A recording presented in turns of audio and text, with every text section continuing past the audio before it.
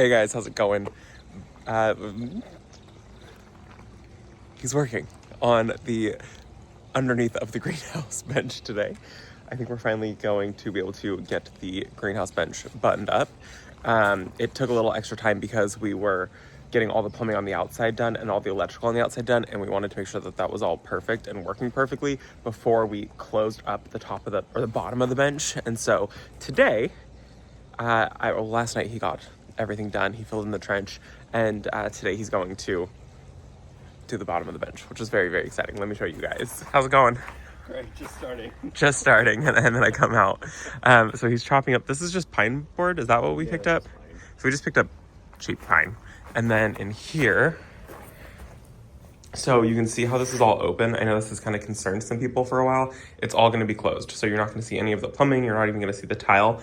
And when I originally was doing the tile, I had talked to you guys about like, why am I even going to tile back there? You're not going to see it. I am still, I guess, kind of glad that I tiled back there. It was really easy to get that done, but it's all going to get covered up. So you'll only just see that box right there. And then there's going to be wood covering all of this. So you won't see any of the plumbing. There's a black pipe that now goes down there, if that makes any sense at all, down to the drain. And then all of this is going to get covered with wood. And then I'm going to put a little curtain right here so that way you don't see that. And underneath there is where I'm going to put kind of like ugly things. I'll put like fertilizers, sprays, yada, yada, yada. But he's going to cut some wood right now and cover this whole thing up. He's working away. I went and got myself some orange juice. It seems as though he's making really good progress. He's staining the wood without gloves on, it would also appear. And when he's done, we're going to come out and I'm going to plant the hellebore that I need to get planted. Let me see your manicure. Let's see that. I couldn't find any more gloves. We have a whole pack of gloves. Find them. Also, he's wearing my wedding ring. Oh, yeah. While I'm staining. We just bought brand new gloves like 2 weeks ago. Let's see where he's at. It looks so good. Oh my gosh. Oh, that's so pretty. So now you can see what the entire thing looks like, and now it's done. I'm going to build like a pull-out drawer. Well, he's going to build me a pull-out drawer for down here. I want one that I can put like a bucket on. It'll probably go on that side, and then I can put like fertilizers and things like that on. We'll get a curtain for over here. You don't see any of the drain. If we need to get under the drain, we can just take 2 screws out, lift the boards up. It's all so perfect. So I think that before I plant out the hellebore today, I'm gonna go ahead and put some things back on this bottom shelf that need to go down there. Nothing major, but I do need to clean up this mess that's over here. So we'll go ahead and do that really quickly. And then I guess I need to get online and I need to order a tension rod, and I need to order some type of curtain that I want to go underneath that shelf. But that's where all of like cleaning supplies, fertilizers, things to take care of pests are gonna go. Let's go ahead and just put things down under there. I think it's gonna be so nice to have that done.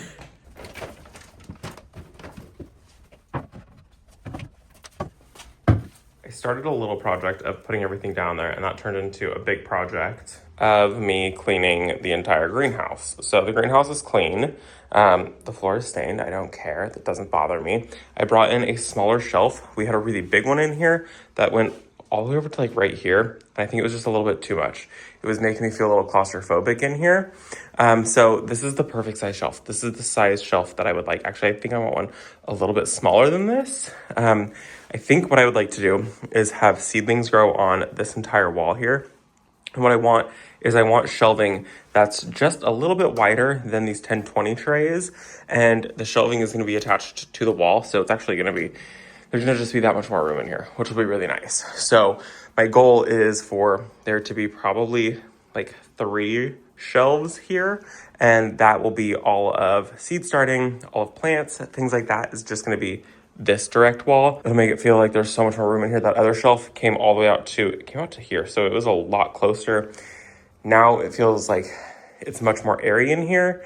That shelf was just kind of like, it was just huge and it was just taking up too much room in here. It was stressing me out. So anyways, now we're gonna move on. I'm going to use these trash cans, these wire trash cans. I picked them up from the Dollar Tree, and we're gonna plant the hellebore, and I'm gonna plant them back here. I don't wanna lose my hellebore to gophers, moles, and voles. So I'm gonna dig some really big holes, and I think I have 7 hellebore to go back there. And these are the hellebore that I have that are gonna go back there. It's It's 3 different varieties. So this one right here, this one is a vintage ballet Kate one. And so this one, I mean, you can see they're so ready to get in the ground. They're starting to be a little bit deficient in nutrients down here. And then I've got 3 of these guys right here. These ones are the Viv Doris. And then I also have 3 of these ones right here. This is Viv Maribel. So pretty. Very excited about these hellebore. You can see they're starting to throw their flowers up, which is very exciting. And they're just so pretty. I love hellebore, also known as Lenten roses. Both of these, it says that they're going to get about 24 inches tall. And they'll probably get maybe like 10 to 18 inches wide. So they don't get super large, but the flowers that grow on them are just so beautiful and they bloom so early. I got these for $20 a piece, which is such a good deal because usually I find them this size for $20 a piece. So I'm very, very excited to find like really big ones for 20 bucks. It just feels like such a good deal. Hardy in zones 4 through 9, and it says to lightly feed with a balanced fertilizer. And where I live, I need to get these planted now. I should have had them planted a while ago. I should have planted them when I bought them, but I didn't. And so it's fine because the hellebore, usually for us, they start blooming about this time. So some of the hellebore that I currently have in my landscape are already starting to bloom. So I'm technically behind. But I got 6 of these. Actually, I have 7 of them. 3 of each variety and then 1 of the ballerina variety that I'm going to get tucked all back into the secret garden. And I do like to cut on my hellebore. I like to use them in flower arrangements, and so this will be perfect for back there. And I think what I'm going to do is just kind of dot them along, starting right over here. They like a little bit more shade, so they don't do well in my area in sun. Morning sun is fine, but no afternoon sun. So I think tucking them in there is going to be so perfect, and plus it'll help kind of lend to masking that corner just a little bit. I don't want anything super tall there, so I do think that that'll be really, really pretty. So we'll tuck 3 in there, and then I gotta find somewhere else back here for the other 3 to go.